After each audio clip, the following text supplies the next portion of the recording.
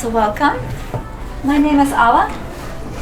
I'll give you a little info about me. So this is a little bit about me. I am from a pretty big family. This bottom picture right there, the small tiny one, that's just one side, like the papirnik side of my family, gathered together. So we're pretty close. We get together all the time. Yesterday we just had a cousins hangout at my brother's house. So I grew up watching a lot of kids.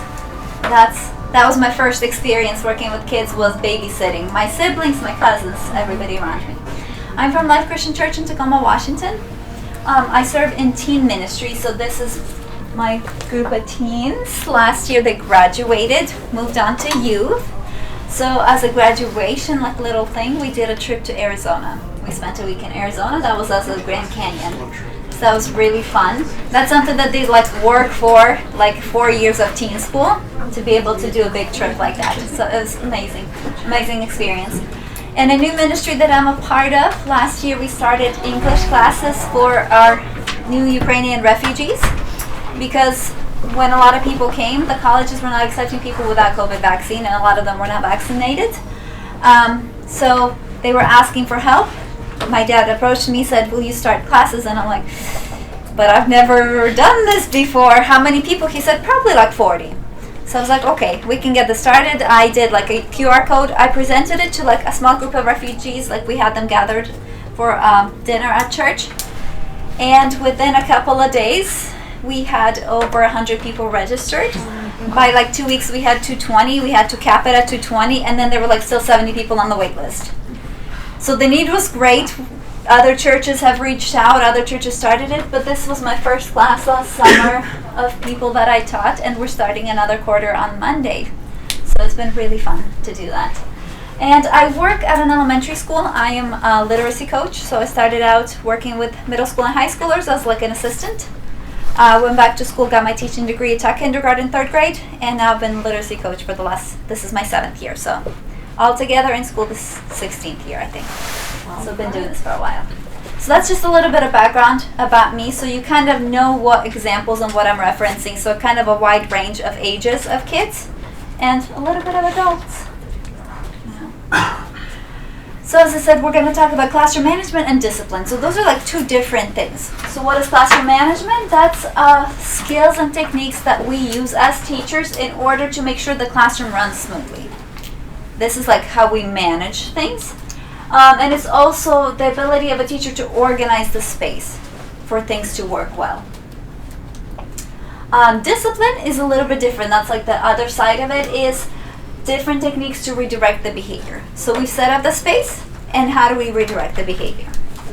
Okay? And consequences of negative behavior. That's kind of what we think about when we think about discipline. Today we're going to cover the big picture, why do we do this? Because there's so many ideas for teachers, so many things to do. And if we don't know why we're doing it, we're going to move on to the next thing pretty quickly, right? If you open up Pinterest, there's so many things to try. So I want you to know why we do this and give you a little bit of background. And then we're going to talk about how to establish expectations, creating predictable consequences, and how to redirect misbehavior. So those are going to be the big picture things. So why structure, right? I want you to imagine that we built a city. It's a beautiful city. It has schools, it has stores, it has shopping malls, it has a post office, it has coffee shops, the roads are beautiful, painted lines, everything's great, right? It's set up for people to live. In our city, we added signs because we want to make sure that our beautiful roads have some structure in them, right? So we know where the stop signs are, streets, lights are there, one-way street signs, do not enter, things like that. Everything's set up. Pretty good? So far. So far, so good. Our teenagers, our 15, 16-year-olds start learning to drive. We give them a car and say, go. What's going to happen? Chaos. Chaos, right? But we've prepped everything. We have the roads. We have the signs. We haven't taught them how to drive, right? So we can't expect them to know something. We can't hold them accountable to something that we haven't taught them, right? So we're going to talk about we can't expect our children to behave well when we haven't taught them how, what that looks like. And that's one of the biggest parts of classroom management, is we have to teach them what it looks like to be a good student, to be a good listener, to be a good friend, to be a good classmate. Okay, so we're going to talk about that. But then sometimes, so let's say we've taught our teenagers how to drive and we put them on the road. Is everything going to go perfectly? Not always. Someone's going to speed, somebody's going to be on their phone, so we still need police officers who enforce the rules, right? And that's where the discipline comes in. So we have the expectations for them, we have the practice and the training, and yet we still have to reinforce them. And that's kind of the big picture of what this is. So, is it unbiblical? Well, no, because God is the God of order. If you think about Israelites in the desert, they have their tents, they're walking through the desert to get to the promised land. If you've ever tried going camping with like a big family or big group of people, church, it takes a while to get things set up, doesn't it? To figure out who's sleeping where, where's their sleeping bag, where's the tent, who's doing what. It can get chaotic. Well, imagine millions of people figuring out who's gonna put up their tent where, who's gonna bring what. God created a specific order for them to have. This tribe goes here, this tribe goes here, this tribe goes here. And every time they would camp, they knew what they were doing, they knew where they were going, they knew that these people are carrying these items with them. They're responsible for packing them up, they're responsible for setting them up, right? There was specific structure and order. And that's not only an Old Testament thing, because in the New Testament, when Jesus was feeding thousands on the mountain of Mark, it says that he put them up and he set them in groups of 50 or 100. So they were organized in a specific way, and then when they were distributing food, it was much easier to get to instead of having a stampede of people coming at you trying to get food, right? So there was structure and order in things. And that's what we're going to try to create in our classrooms too. So when you have your classroom, you want to have routines as much as possible. You cannot manage every single part of your lesson 100% all the time. You want parts of your class to run without you having to manage them, because you're going to be dead tired and exhausted, and kids will be frustrated too. I know a classroom works well when a substitute teacher comes in and they can just, the room, like kids will keep doing what they're doing, and the teacher doesn't have to step in to tell them, today we're doing this, right? Because they know, we come in, we do this, and then we move on to that. That's a teacher that has set up clear expectations and routines. The students are managing themselves for the most part. So some routines for you to think through are, how do students walk into the door? What do? Do you greet them by the door? Are they waiting to be let in? Are they coming in at different times? When they come in, where do they go? What's expected of them to do? If they come early, what do? Do they have to wait outside in the hallway? Sorry.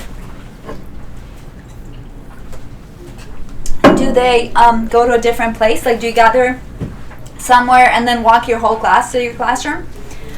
Do they come in and start on a task? What supplies are they bringing? Do they have to bring their Bible, their journal, their pen every time? Do they have some homework that they're bringing? Whatever it is, like, you have to make sure that you know it, they know it, and it's clear to them. What does the morning prayer routine look like?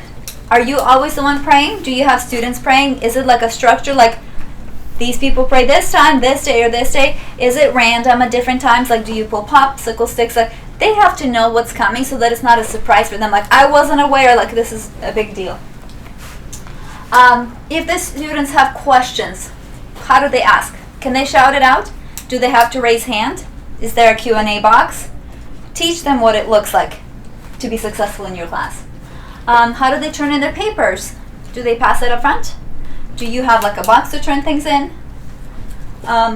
So many different ways, but you have to know what it is. How do they sit at their desks? Do you have specific expectations? Like, when we're at our desks, we sit this way. This is what you have in front of you.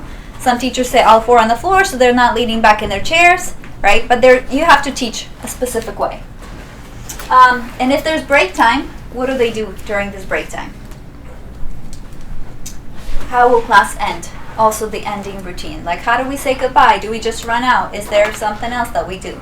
How do we close things up? So think through routines that you currently have in your class, and I want you to focus on one or two of them. We're going to take 2 minutes, and you kind of plan out a list of things that you want to, if you don't have a routine yet, plan it out. And if you have one, do you need to revise anything about this routine, okay? So we're going to take 2 minutes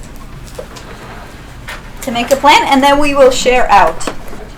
I want to be transparent with what strategies I am using right now with you. So not because I'm an expert on this, but because this is something that I've learned that works for me, so I want to share with you. So one, if you give a task to students, try to give a time frame of how much time they have to work on it. And if you can, give reminders like you have this much time left so that they can plan, right? Like I don't have much time, or I have some time to think about it. And then if you're going to have people share out, let them know in advance so it's not a surprise. Like maybe I'm making some really private notes of like things that I don't want to share with people, or I will be talking to somebody, so I need to have some ideas. Because your introverts, they need to think in order, or like think in order to speak. Your extroverts may need to speak in order to think things through, right? So try to balance those things out for your class.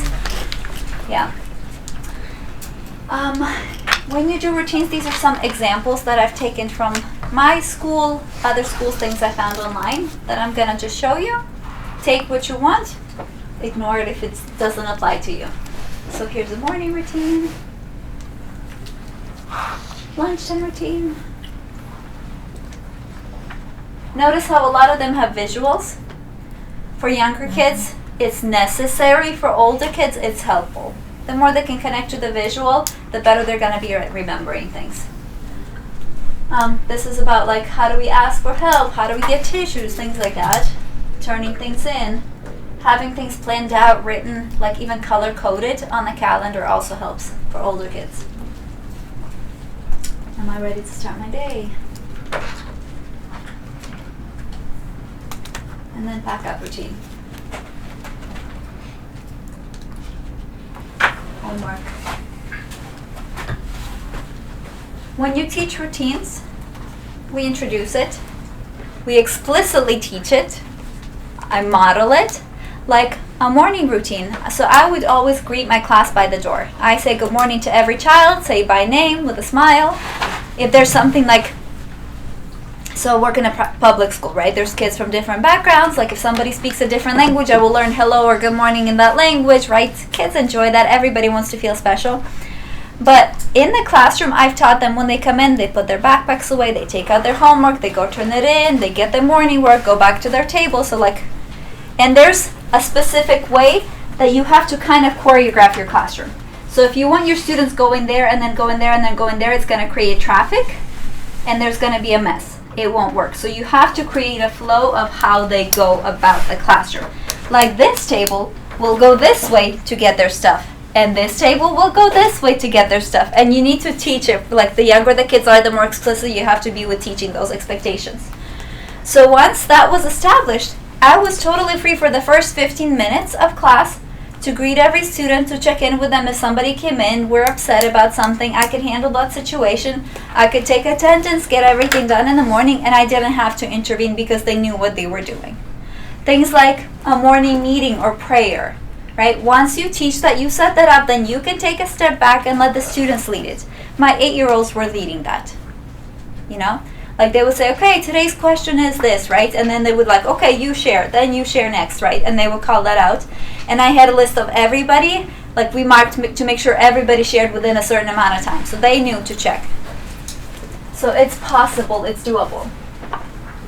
If you're gonna have the routines, you also have to have rules. So we have routines of how we want things to flow in the classroom, but there have to be set expectations.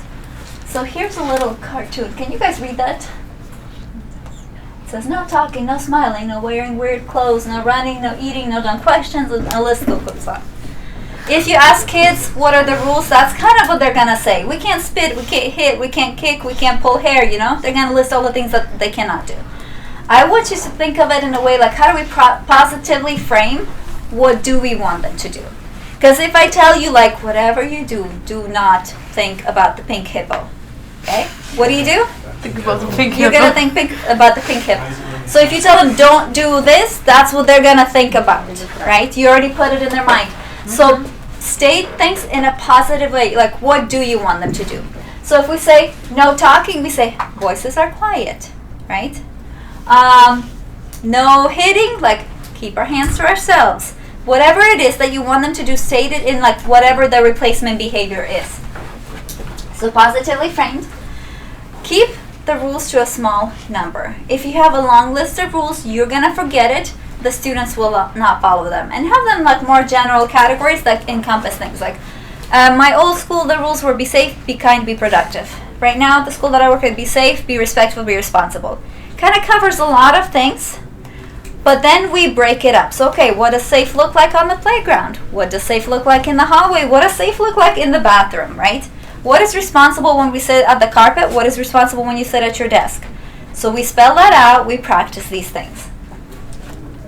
And then be explicit what it looks like and sounds like. These are some of the rules from different schools. Awesome. This is a middle school one. And Christian school.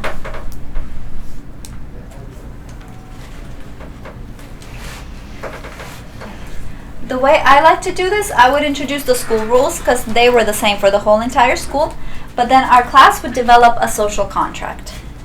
So that's something that we in our class agreed of how we are going to act and treat each other. So I divide the kids into 4 different groups.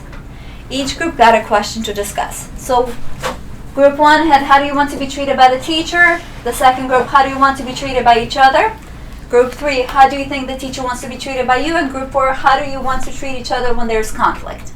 And each group had to brainstorm a list of words. So they don't have to write complex sentences, just a list of words. Like, if there's conflict, we want to listen to each other, right? We want to speak with respect or something. So just a list of things. Then, once they had their list, we would come together and I would write all of the words that they mentioned on the board. So we said respect, I heard that, I write it. Like, did anybody else have respect? Okay, we check it off, they cross it off their list. What other words came up? And so I would list all the words that they had. And then sometimes it would be like respect and kind and something else that kind of goes along, right? So I would ask, is it okay if we combine them? Which one do we want to keep? And kind of narrow it down to a smaller list of words. And we talk about, like, do we agree that we promise to do all of these things? And different kids will come up with different things. We did this with kindergarten this past week. And to them, what they wanted to put is that we will not be lying in class. So we said, okay, we're going to be honest. And at the end, we put all of our expectations, things that we promised to do. And everybody signed it, and I signed it, and they signed it, that we promised to do these things. Every morning, you want to revisit it and go over it. Or like every class, remember, we agreed to these things. That's what we're going to do as a class. And so when somebody's not following these things, it's not against you, it's against this thing, right, that they promised to do. So with your social contract, I'm going to jump ahead because I think I want to do this next slide first. It's a living document. It's not one thing that you create once a year and that's it, it stays the same, but you go over it all the time. If there are things that don't even apply to your kids anymore, cross them off. If there are new issues that come up that you're like, we really need to adjust this as a class, this isn't working, you address it and add it to your social contract. Sometimes you can add it or choose a student to be the rater, right? How did our class do on these expectations? And they can rate it like on a scale of 1 to 5, 1 to 10, whatever you want it to do. Just set expectations that when we do things like that, we never call any student out. Like, you wouldn't say, well, everybody was listening except for Tim, you know? So you could say things like, I would give us a 4 out of 5 because most students were listening, but some were still talking, you know? So teach them that we never, ever call anybody out because our goal is not to make anybody feel bad. Our goal is to learn and improve. And if there are issues with the social contract, you go to the 4 questions. I will talk about it in a little bit, but when you build your social contract, the next step would be to create predictable consequences. And I'm going to go back to this slide. So, you guys remember in the Old Testament, the Lord told the Israelites, if you follow my commandments, things will go well with you, you will live long in the land, you will be blessed, right? And if you don't follow the commandments, this is what's going to happen, right? So this is the same idea. If you follow directions, if you follow the rules, here are things that could happen to you. This is an example from my PE teacher. You can be a star student, like every day he picks a star student, takes a picture of them with their little paper, sends it to their family. That's one person from each class. You can get a shout out from your classmates that compliment you. You can earn some class points. Night notes are little papers that they get, or a Friday prize. So if you're following the expectations. If you're not, here's what's gonna happen. Student checks are like a reminder from a friend to fix your behavior. You can get warnings from a teacher. You can be asked to take a break, and you'll be asked the 4 questions, or you can have a consequence like I will text your family, or we need to practice this behavior again, or you may lose some privileges like playtime, recess time, or other things. Okay? So this needs to be clear to students, and you need to follow it yourself. If you're gonna set this up, make sure this is something that you're holding on to. Like if you promise that if you follow directions, I'm gonna give you these little paper incentives, make sure you have them and you're giving them out, right? If you said I'm gonna text your family with like a positive note, make sure that you're doing that, because otherwise your words won't mean much if you're not following through it. This is an example from a 4th grade classroom. You guys can look it over.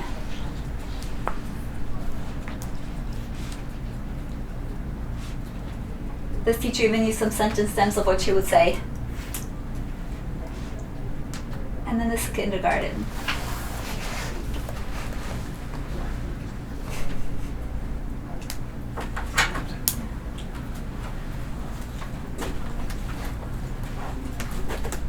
So you have your social contract, you have your predictable consequences, right?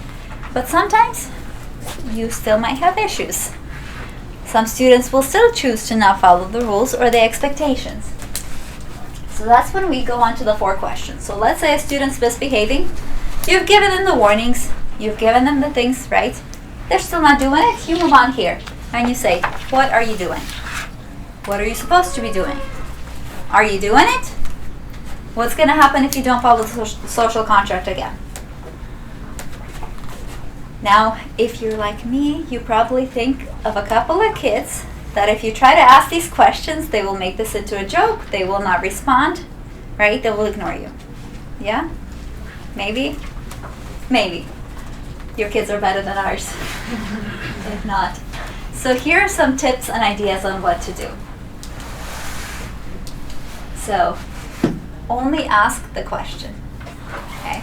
Don't try to like add anything. Don't try to lecture. What are you doing? I told you were supposed to be sitting over here, and you had to, take that out. Just stick to the simple question, because our goal is to have the student reflect on their behavior. You're not telling them. We want them to think it through, right? Because if we're telling them, they're like, no, I disagree. I wasn't doing that. But you want them to think about what they were doing.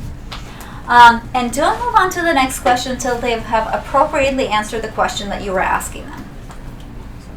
Also, don't bail them out. You were supposed to be doing your homework, right? No, let them answer what they were supposed to be doing on their own. And then if you're like over here, you're escalated, don't go talk to the student. Don't start with these questions. Because if you're escalated, you're going to probably say things that you regret. You're going to have to go apologize later. Calm down, take a drink of water, take a deep breath, and then keep going. Okay? Also, watch your body language and your tone of voice. Like instead of, what are you doing? You can just ask things calmly and it's going to get a different effect. And then also don't accept good and bad as the answer. So elementary school kids will be like, what are you doing? Being bad. What are you supposed to be doing? Being good. Right? That tells me nothing. So have them specify exactly what were they doing that was bad, or what are they supposed to be doing that's good. Because the behavior doesn't change if they can't name it. And then making the questions work for you. So ask the question 2 times at first if the student's not responding. Okay? So you say, what are you doing? If they're still not responding, what are you doing? And then if still nothing, create silence. That's when you pause. And then give a genuine affirmation about the student, not their behavior. So, I know you're a kind and caring person. What are you doing? Okay? Ask the question then. And if you don't get an appropriate answer still then you will say you can choose to answer the question or you're choosing the consequence. A lot of times the students will then choose to answer the question. So if they choose to answer the question, then you ask the question again, and then if you get the appropriate answer, you affirm the student again. Say, thank you, I appreciate you changing your mind or participating, and then you move on to the following question. If they choose not to, you move on to the consequences, right? And we take our emotions kind of out of it, out of the equation. Any questions about this type of stuff? Okay. So discipline, this is one of my favorite quotes by Dr. Martin Luther King. The best way to solve any problem is to remove its cause, right? The best way to discipline students is to avoid the reason why they're misbehaving. So if our goal is not like, I know I'm getting this kid in my class and I know he's a troublemaker, so I have to be ready that when he creates trouble, I discipline him, right? That's not the goal. Our goal is to let the student not get in trouble. Let it not get to the point where the student has to get in trouble. So if you know this kid that's coming to your class is a really active kiddo and wants a lot of attention and will do anything to get attention from teacher or peers, give him the attention for any positive thing that you can. Have that student be involved in greeting other students. Have that student be your teacher helper to bring you materials, to get things for you. Give them any positive that you can. Like you notice they went to their table, you compliment them like, thank you so much for going to your table, setting a good example for your classmates. Everybody look what so-and-so is doing. Every time you can, catch a positive thing for that kid and compliment them on it so they never have to ask for the attention in a negative way, right? And that would, if we don't have to get to the discipline part, that's a win for us. But if you do, make sure that you are calm. If you're up here and you're trying to get the student down here, like it's not going to work. So you yourself have to be calm and collected. Sometimes you can ask, usually there's like another teacher or other people, like you can ask, like, can I step away for a situation? Or you can tell the student, you know what, I'm going to talk to you in 5 minutes. And just leave it at that. Or we will talk after class. Like if it's older kids, they can usually handle that. Younger kids may need a little bit sooner than that. Be consistent. You guys know those teachers, like when we were in school, I was in school, and you like, that teacher likes me, that teacher doesn't like me. Kids pick up on things like if you know like this person does this and they always get in trouble and this person does the same thing and they never get in trouble, kids pick up on that. So whatever your expectations are, be consistent with everybody that's doing it. Like I know there's some kids who have different needs and for them, things may be modified just a little bit, but your expectations don't change. Some students may need more support meeting those expectations. Does that kind of make sense? Yeah. And address the issues in a timely manner. So if something happened during class, address it during that class or after that class.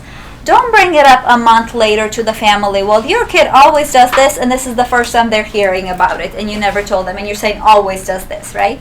Something happened in class, you address it in that class, and then just like the Lord, when He forgives our sins, doesn't remember them, once we've dealt with it, we're not going to bring it up again. Okay? Next week, if it happens again, we address for that week.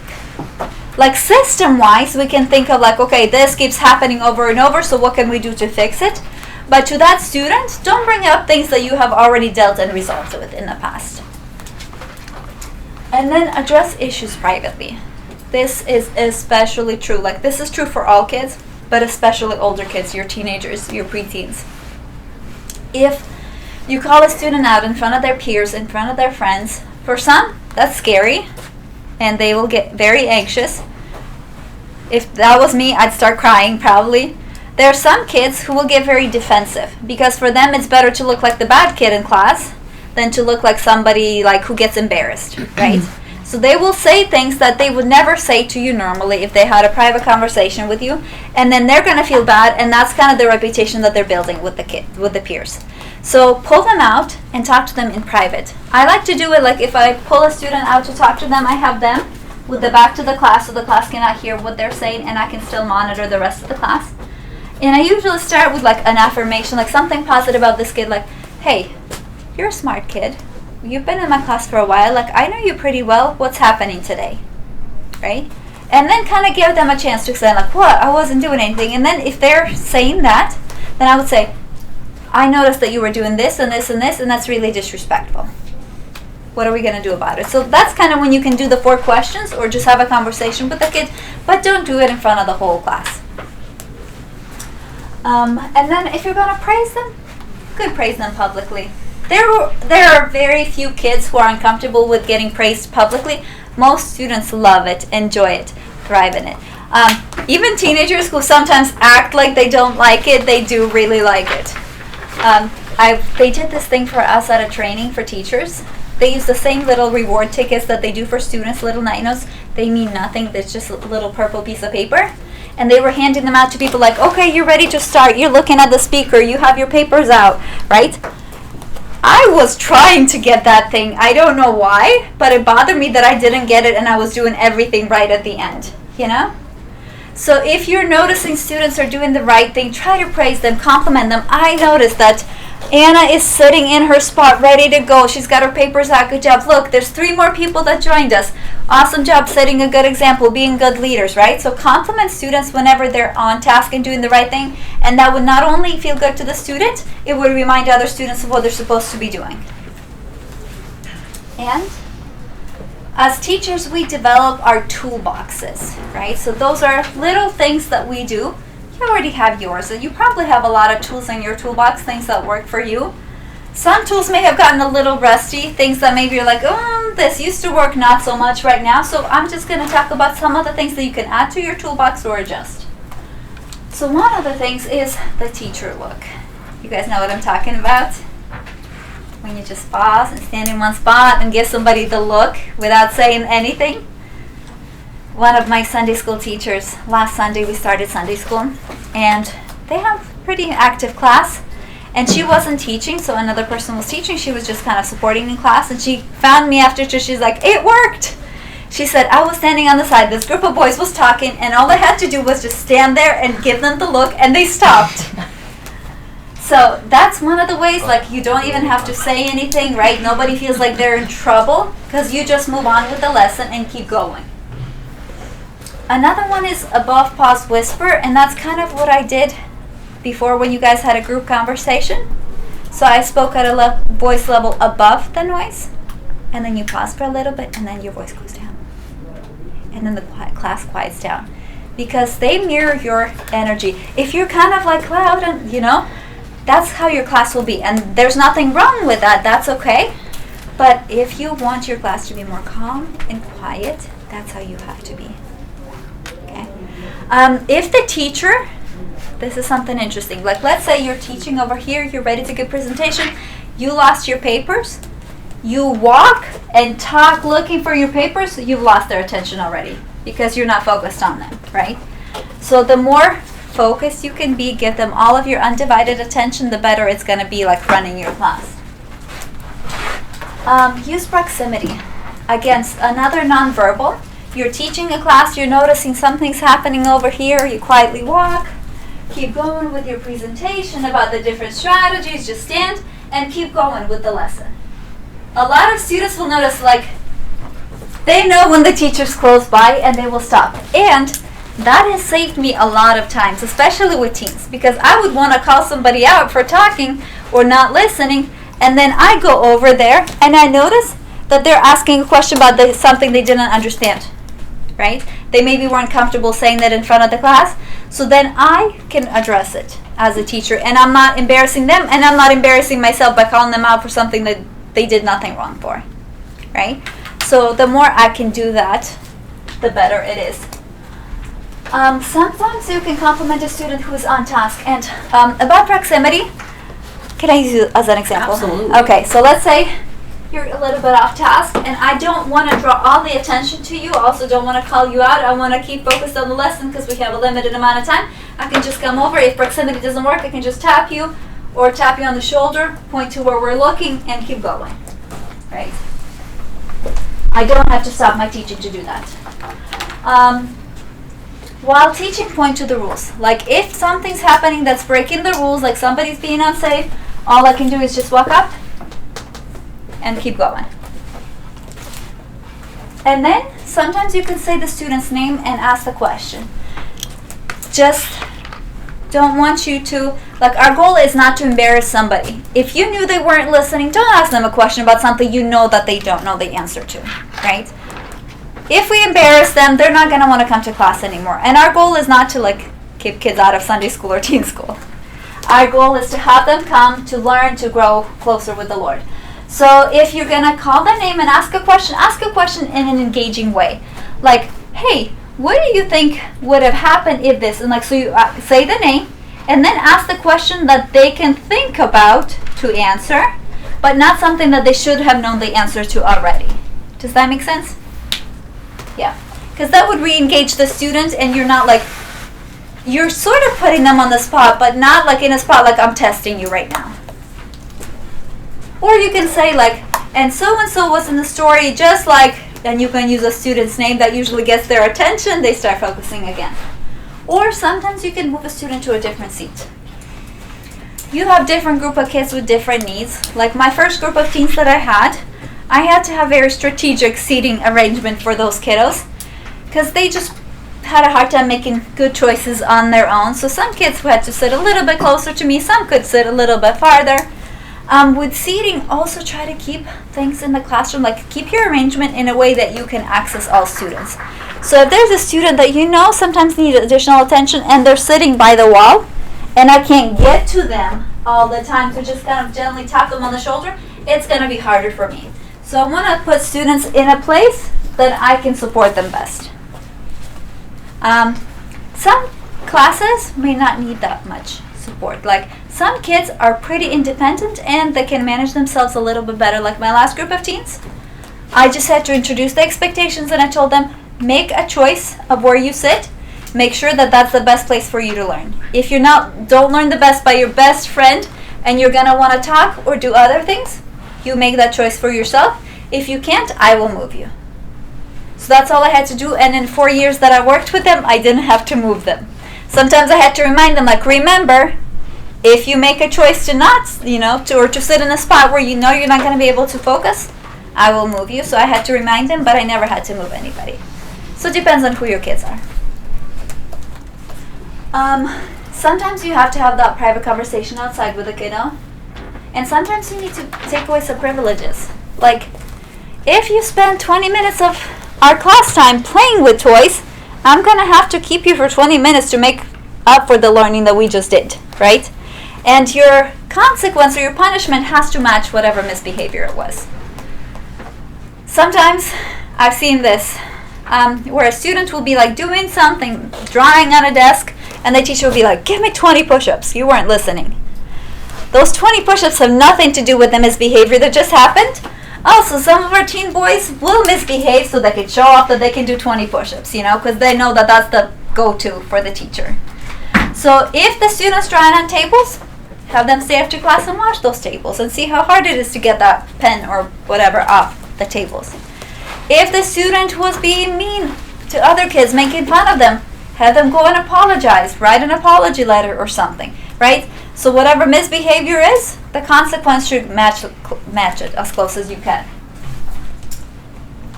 And then sometimes you got to talk to the parents. This works much better with younger kids. Teenagers have to be your last resort. Young kids, they want you to talk to their mom and dad and tell them the good things. They just want somebody to talk to them. Somebody talk to their parents, send their parents pictures of them, right? Like that's little kids. Older kids, as soon as you talk to their parents, you've strained your relationship with them. It's going to be much harder for them to trust you. So if you know there's some students you work with little kids, there's parents that you're going to want to partner with, start with positive communication. Those parents probably already had teachers talk to them about their kid, right? Like we know those kids that are a little more active, that it's harder for them in a structured setting like the classroom. They would prefer to run around, do active things. Those parents are already a lot of time hesitant, right? They're like, everybody, I know, my kid is tough, I know. Make sure that they know that you notice the good things about their kid, right? I had a kid, my first year of teaching kindergarten, I had a kid, it was a neighboring church's youth pastor's son who was in my class. And he was a handful. the class would be sitting at the carpet, Ephraim would be crawling under the desks, like different things. But one day, everybody came in from recess, and this is public school. So some kids got into a fight, kindergartners at recess. So talking to them like, what happened, you guys?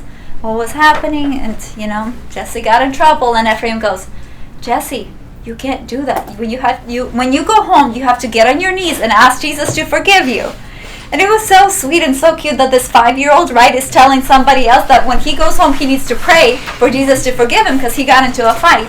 So I made sure to tell his family that, to build that relationship. And, it's sweet for parents to know that their kid is a little evangelist in school.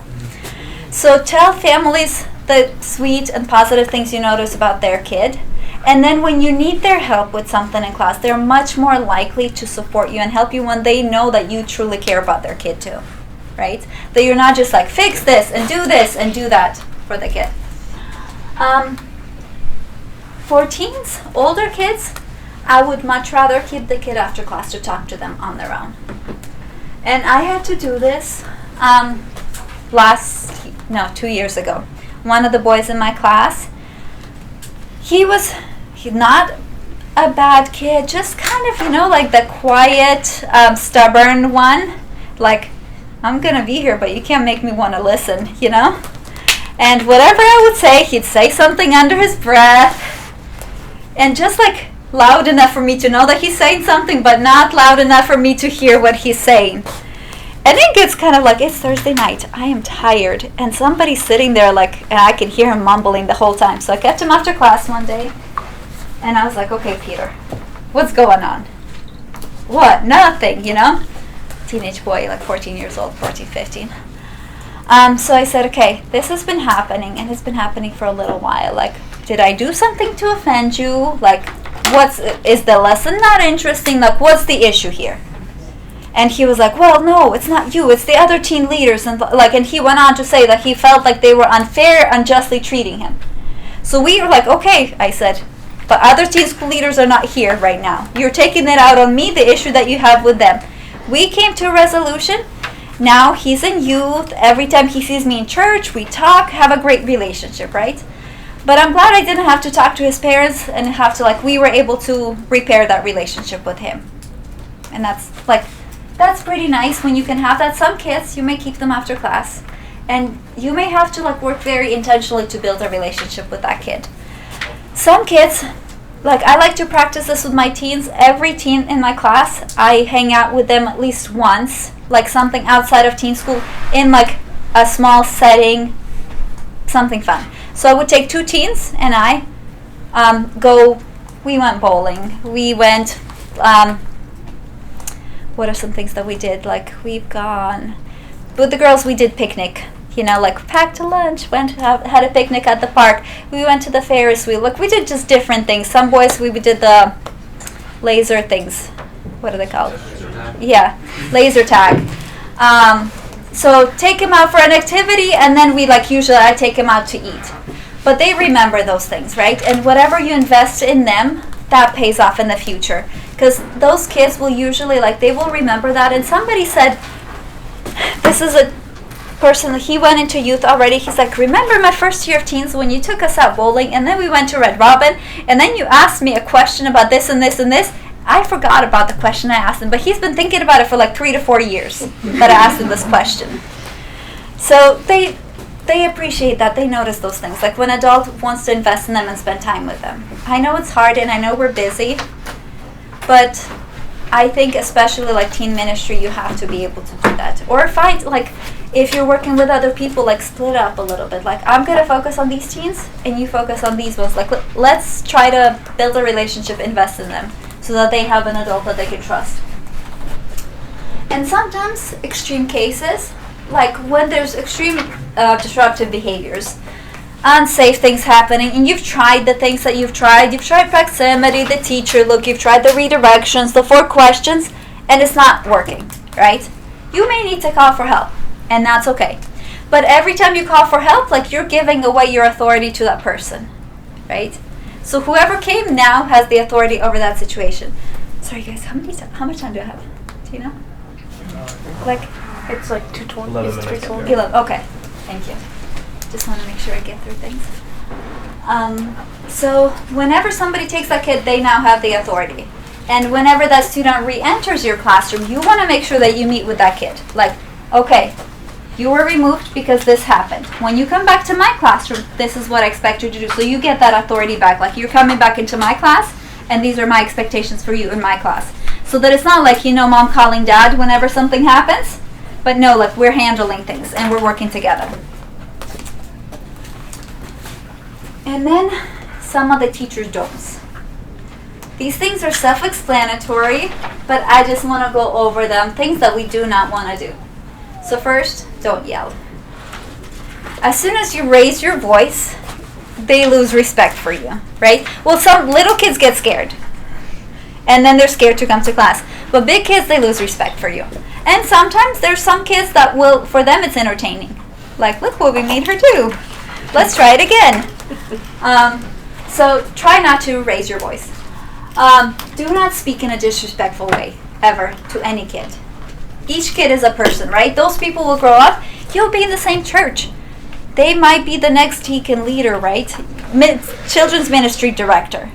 And they're going to remember the way that you spoke to them. So make sure that every time you speak to a kid, it's with respect and you're honoring them as a person, that God created. Watch out for sarcasm. Small kids, they either will cry or they won't get what you're saying, like, move on. Big kids, most of them, like, that's their language, right? Middle schoolers, teenagers, they speak sarcasm. But there are some kids who are really sensitive at this age. And they will take whatever you said, right? If they misunderstood it or whatever they were feeling at that moment, and they will carry that for years with them. So be really, really careful about the way that you speak to kids. Like, I witnessed the situation. One of the leaders called one of the little boys Ginger a couple of days ago. And he meant it in like a cute way, whatever. That kid got really red and kind of upset. Right? And that kid's going to think about it for a little while. So just be careful about how you speak to kids. Also, don't threaten consequences that you can't enforce. If you say, if you break this, you're going to have to pay me so-and-so, like this amount of money. You can't enforce it, don't threaten it. Or if you're late to class, I'm going to make you write the whole New Testament by hand, right? If you can't enforce it, don't say that they're going to do it. And whatever you do say that you're going to do, make sure you follow through on it. And also, don't get into a power struggle with a kid. Because they're really good at it, and you're probably not going to win. So if you're noticing that you're getting into power struggle, one of the things that one of our behavior specialists taught me that I really like, and I've used it before, let's say you're saying, you need to go sit over there, and the kid's like, can't make me, I won't do it, right? And so I notice, like, okay, if I start arguing, I'm not going to get anywhere. I'm not going to pick up this child and move them if they don't want to. Then I'd be like, you know what, I changed my mind, you can stay right here. And then address that issue later, like you do when I come back to that kid once they've calmed down, because they're obviously in an escalated state. Say, like, what happened? Why didn't you want to move? Like, next time I want to ask you for something, I want to make sure that you're following directions. You will address it later. But in that moment, don't get into it with a kid. It's not worth it. Also, do not ever intervene physically, right? That's self-explanatory, but we don't put our hands on kids. That's their parents' job, like, to discipline them in that way. We use whatever resources we have. And if you have questions or concerns or anything, please reach out and ask. I will be happy to answer them for you. Thank you so much. Thank you. I know you guys have another